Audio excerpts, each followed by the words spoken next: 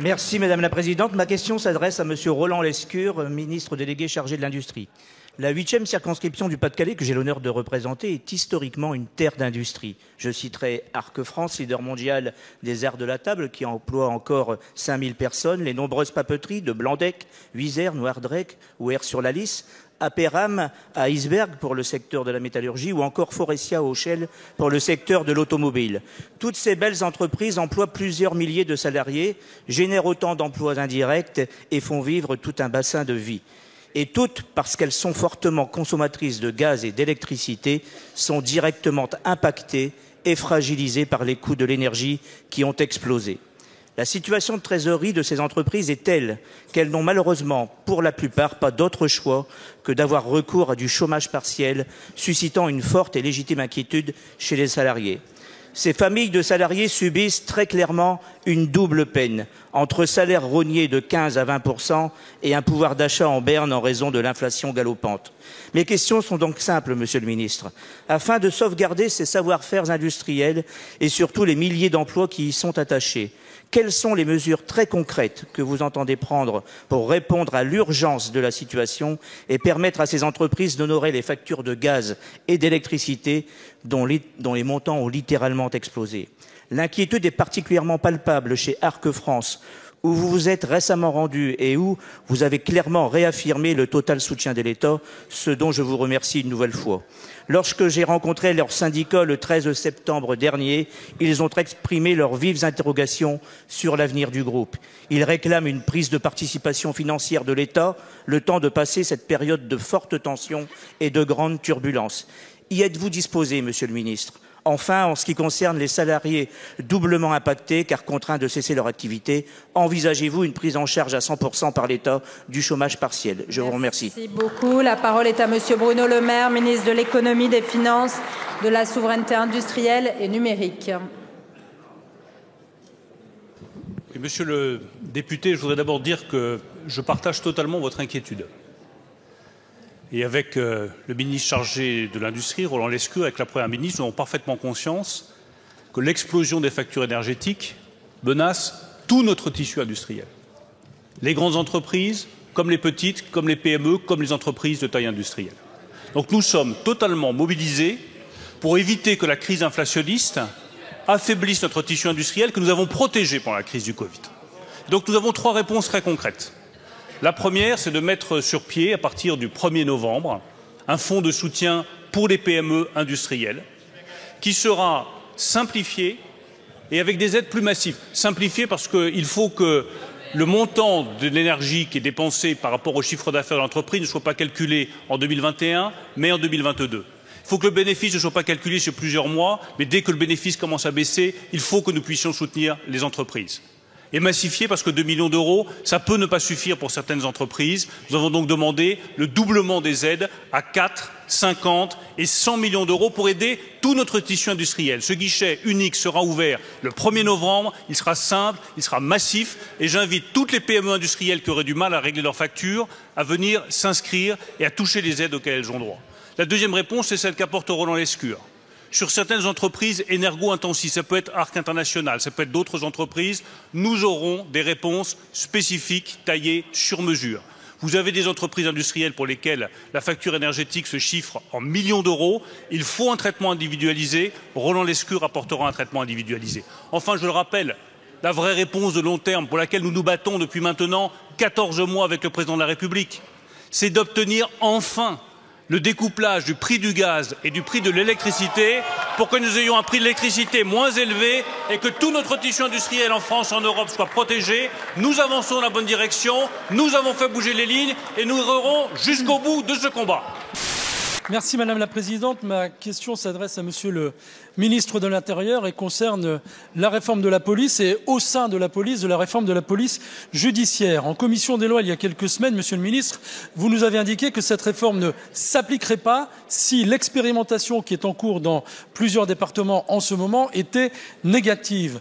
Inflexion le week-end dernier, puisque dans les colonnes du Parisien, vous nous indiquez que désormais, il est simplement question d'amender la réforme après discussion avec les organisations syndicales. Or, Or, à ce jour, personne ne dispose d'évaluation complète ou même synthétique de cette expérimentation. Elle est pourtant majeure et quelque part extraordinaire. Il est question factuellement de fusionner la police judiciaire avec d'autres services, comme la police de l'air et des frontières, la sécurité publique, le renseignement territorial, au niveau de chaque département et sous l'autorité d'un directeur départemental de la police nationale. Cela signifie tout simplement que la PJ ne sera plus la PJ, que les policiers qui avaient jusqu'ici, pour eux, le temps des enquêtes, les moyens des enquêtes, les territoires des enquêtes pourront les perdre, qu'ils pourront être affectés à l'encadrement des manifestations publiques, comme c'est déjà le cas dans les départements tests, que le grand banditisme, l'évasion fiscale, les trafics internationaux, les investigations les plus complexes pourront être délaissés au profit de la petite délinquance de proximité et donc de la politique du chiffre. Nous nous priverions ainsi volontairement d'un pan entier de l'expertise policière et non des moindres. Clémenceau doit se retourner dans sa tombe. Mais au-delà de l'efficacité des enquêtes, au-delà de la résolution des affaires et même au-delà des chiffres, c'est l'indépendance de la justice qui est en cause également. En départementalisant la PJ, qui, nous le savons tous, traite des dossiers les plus sensibles, y compris politiquement, vous rendriez beaucoup plus perméables les relations entre acteurs locaux de la sécurité et pouvoir exécutif. Monsieur le ministre, laissez le temps aux missions d'information de faire leur travail, permettez aux policiers de s'exprimer, associez les magistrats. Mon cher collègue, merci beaucoup. La parole est à Madame Caroline Cayeux, ministre déléguée chargée des collectivités territoriales. Madame la Présidente, Mesdames et Messieurs les députés, Monsieur le député Roger Wickau, vous interrogez le ministre de l'Intérieur et des Outre-mer sur la réforme de la police nationale. Permettez-moi d'y répondre en son nom, le ministre étant retenu au Sénat pour la présentation de la LOPMI. Vous connaissez l'attachement du ministre pour notre police nationale, attachement que je partage, tout comme l'ensemble du gouvernement. Il a écrit à l'ensemble des personnels de la direction centrale de la police judiciaire pour les assurer de son soutien et de son respect face à leur engagement, leur excellence et leur professionnalisme sans faille. Il a tenu à dissiper dans ce courrier les craintes et les doutes qui se sont exprimés ces dernières semaines. Le ministre a aussi rappelé que l'objectif de la réforme est de décloisonner l'ensemble des services de police afin de mieux travailler ensemble. Cette meilleure organisation pour une meilleure efficacité, nous le devons aux Français. Il a ensuite précisé que la filière judiciaire sera renforcée. Aucun policier en PJ ne fera autre chose que ce qui constitue ses missions aujourd'hui sur son lieu d'affectation actuel. Quant aux moyens dédiés au traitement de la grande criminalité, ils seront augmentés dans le cadre de la LOPMI. Dans son message, le ministre précise que l'audit est mené par les inspections du ministère de l'Intérieur, mais aussi de l'inspection générale de la justice, co-saisie avec le garde des Sceaux sur la question de la relation avec l'autorité judiciaire. Leurs conclusions sont attendues pour mi-décembre. Le ministre discutera avec leurs organisations syndicales, nouvellement élues pour le cas échéant, amender le texte. Soyez donc sûr, Monsieur le député, de l'engagement et de l'écoute du ministre de l'Intérieur pour moderniser davantage notre service public de la sécurité en travaillant avec les services concernés pour co-construire cette réforme indispensable. Merci, Monsieur le Président. Madame la Première ministre, nous nous sommes rencontrés pour la première fois à votre demande le 27 juillet dernier et je vous avais fait part de ma grande préoccupation sur la situation sociale de la rentrée de septembre et je vous avais proposé une revalorisation significative du SMIC, mais surtout l'organisation d'une grande conférence salariale pour anticiper les difficultés financières prévisibles de l'immense majorité de nos concitoyens. Vous m'aviez répondu que tel ne serait pas votre choix, privilégiant la seule solution des accords de branche. Aujourd'hui, le désordre s'installe. La colère gronde et les premières victimes sont les salariés obligés de prendre leur voiture. La crise des carburants que traverse notre pays est le premier étage d'une crise sociale généralisée qui est sur son pas de tir. Les inégalités se creusent et ce n'est qu'un début. Faire preuve d'autoritarisme en réquisitionnant les salariés sans responsabiliser les employeurs ne permettra pas de revenir à une paix sociale à laquelle nous aspirons. Aucune prime, même Macron, limitée dans le temps et dans l'espace, ne remplacera une revalorisation durable des salaires. Vous n'anticipez plus, vous ne faites plus que pallier et mal par des rustines extrêmement coûteuses pour la solidarité nationale que vous convoquez, pour mieux exonérer les plus aisés de nos concitoyens. Les pompes à essence s'assèchent, le pouvoir d'achat est siphonné par l'inflation, mais les dividendes, eux, continuent à ruisseler. Madame la Première ministre, cette situation est absurde. Certaines entreprises peuvent tripler leurs bénéfices profitant de la crise actuelle, mais sans augmenter leurs salariés, mais sans contribuer à l'effort national. Ma question est donc simple. Face à cette aberration, allez-vous choisir le camp de la résignation ou le camp du combat pour la justice sociale? Pour vous répondre, la parole est à Madame la Première ministre. Madame la Première ministre. Merci Monsieur le Président, Mesdames et Messieurs les sénateurs, Monsieur le Président Kanner. Alors je vous remercie Monsieur le Président pour vos propos parfaitement équilibrés et modérés. S'agissant des profits exceptionnels, j'ai le plaisir de vous indiquer que vous pourrez, dans le cadre de l'examen du projet de loi de finances, examiner une disposition qui doit permettre de taxer les profits exceptionnels, notamment des compagnies pétrolières. Donc je n'ai pas de doute que vous aurez à cœur de voter cette disposition. Et je vous précise également, Monsieur le Président, que moi aussi, j'échange régulièrement avec des salariés, avec des fonctionnaires, avec les Français qui travaillent. Et moi aussi, je parle avec les organisations syndicales. Et puis, j'échange également régulièrement avec des chefs d'entreprise. Et tous me disent la même chose. Les Français veulent vivre de leur travail. Cette conviction, c'est la mienne. Et c'est aussi celle de mon gouvernement. Le travail, c'est la dignité, c'est l'émancipation. Et c'est bien pour protéger le pouvoir d'achat des Français que nous avons pris des mesures fortes. Je pense notamment au bouclier tarifaire, qui est la mesure la plus protectrice d'Europe. Et depuis plus de 5 ans, nous agissons pour que le travail paye toujours mieux. Je pense notamment à la suppression pour que le travail paye toujours mieux. Je pense notamment à la suppression de certaines cotisations sociales ou à l'augmentation de la prime d'activité. Et puis cet été, nous avons pris des mesures. Nous allons y venir, messieurs les sénateurs. Cet été, nous avons pris des mesures supplémentaires en revalorisant la prime d'activité, en créant la prime de partage de la valeur, en facilitant le déblocage de l'épargne salariale. Ces dispositifs, ce sont les salariés et les entreprises qui avancent ensemble. Ce sont les salariés qui bénéficient des richesses qu'ils contribuent à créer. Alors, Monsieur le Président, vous me parlez de salaire. Je voudrais rappeler qu'en France, au niveau interprofessionnel, nous avons le dispositif le plus protecteur du salaire minimum. Avec les hausses automatiques, le SMIC, en 1 an, a été revalorisé de 8%. Je vous rappelle que l'inflation est de 6%. Sauf erreur de ma part, 8%, c'est plus que 6%. L'inflation en France est de 6%, monsieur le sénateur. Naturellement, cette revalorisation automatique du SMIC doit conduire les branches professionnelles à revoir leur grille salariale. Depuis le début de l'année, plus de 500 accords de branche sur les salaires ont été signés. Il n'y en avait eu que 418 sur toute l'année 2019. Et je rappelle également que le Parlement a voté cet été une disposition qui accélère les négociations dans les branches dont les minima sont inférieurs au SMIC. Donc la dynamique, elle est là, elle doit se prolonger, car je suis d'accord, toutes les entreprises qui le peuvent doivent augmenter les salaires, a fortiori dans la période d'inflation que nous connaissons. Mais, Monsieur le Président Kanner, je sais que vous le savez, c'est du dialogue social que viendra la réponse. Le dialogue social, j'y crois profondément. Mais le dialogue social, c'est se mettre autour de la table, c'est respecter les accords majoritaires, c'est chercher des compromis, ça n'est pas bloquer le pays. Alors oui, mon gouvernement croit au dialogue social et nous prenons nos responsabilités pour que ce dialogue social puisse se tenir et que les résultats en soient respectés. Je vous remercie. Monsieur le Président Kanner.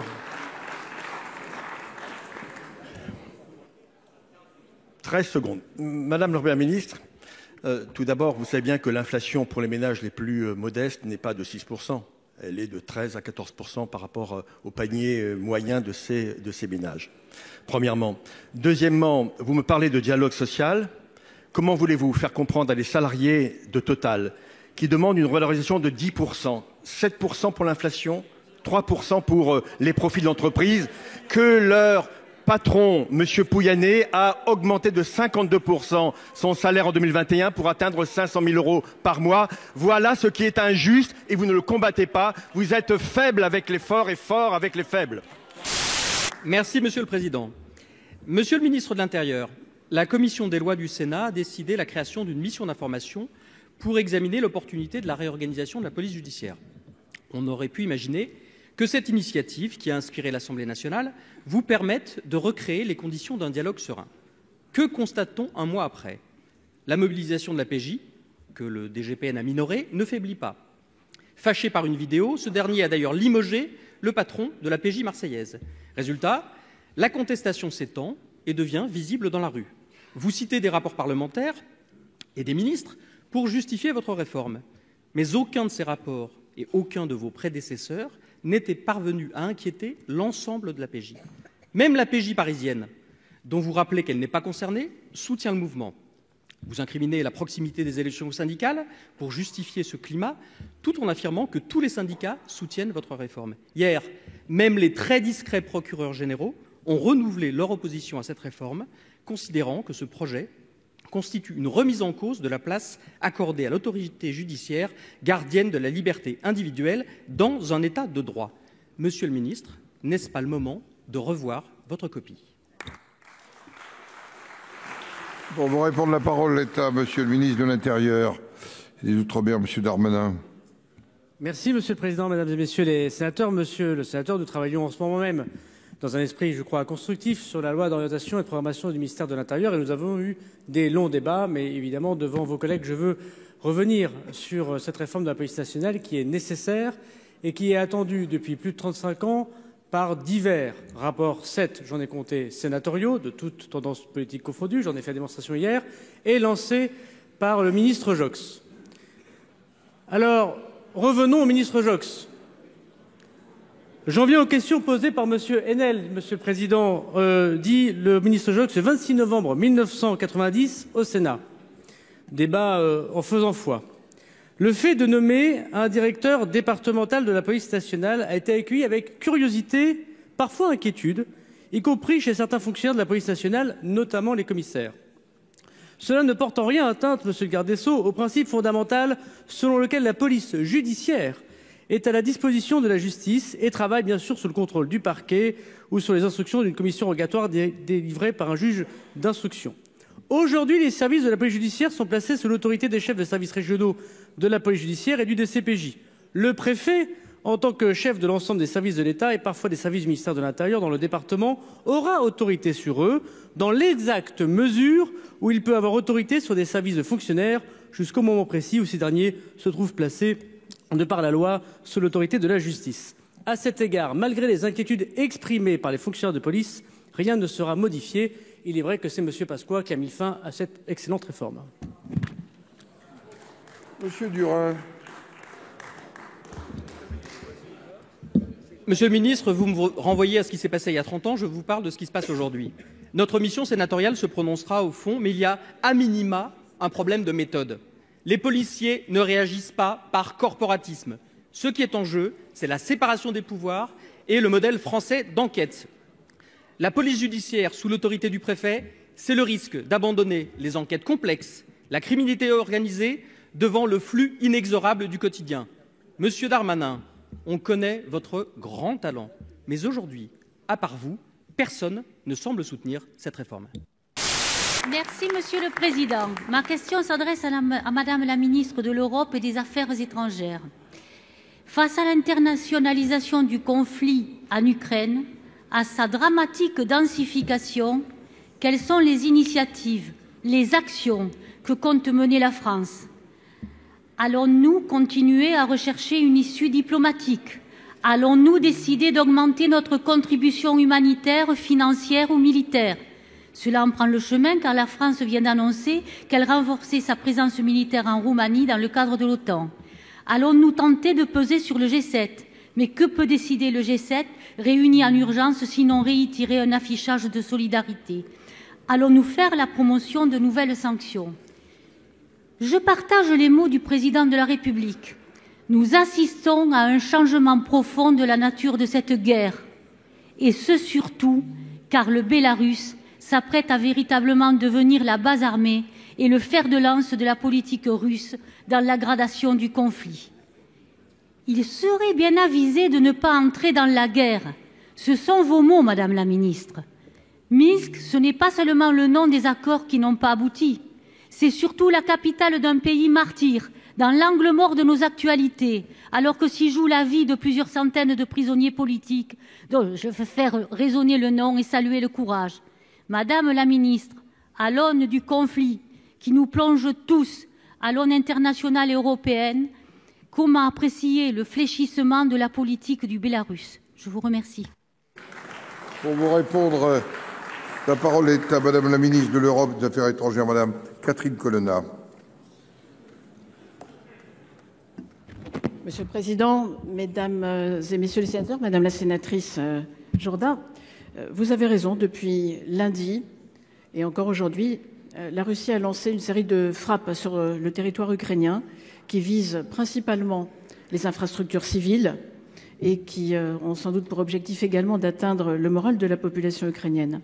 Alors la France l'a réaffirmé, son soutien à l'Ukraine se poursuivra et il s'intensifiera. Nous aidons l'Ukraine dans sa résistance militaire, mais nous l'aidons aussi dans sa résilience civile, sa capacité à tenir et sa capacité à tenir notamment à l'approche de l'hiver. Notre soutien porte sur tous les domaines économiques, à hauteur déjà de 2 milliards d'euros, humanitaire, avec pour la France plus de 200 millions d'euros mobilisés, et bien sûr militaire, avec de nouvelles décisions encore annoncées par le ministre des Armées, vous l'avez dit. Mais c'est aussi un soutien politique et diplomatique qui se poursuit, car il y a un agresseur et un agressé. Alors hier, les dirigeants du G7 ont condamné les dernières attaques russes, qu'ils ont qualifiées de crimes de guerre, et ont dit que leurs responsables devront rendre des comptes. Ce soir ou dans la nuit, l'Assemblée générale des Nations unies se prononcera sans ambiguïté sur l'annexion illégale de territoire ukrainien par la Russie, montrant une fois de plus son isolement, l'isolement de la Russie. Et je réponds indirectement, Madame la sénatrice, à votre question sur le Bélarus, qui en effet ne doit pas s'engager davantage dans son soutien à l'opération illégale menée par la Russie.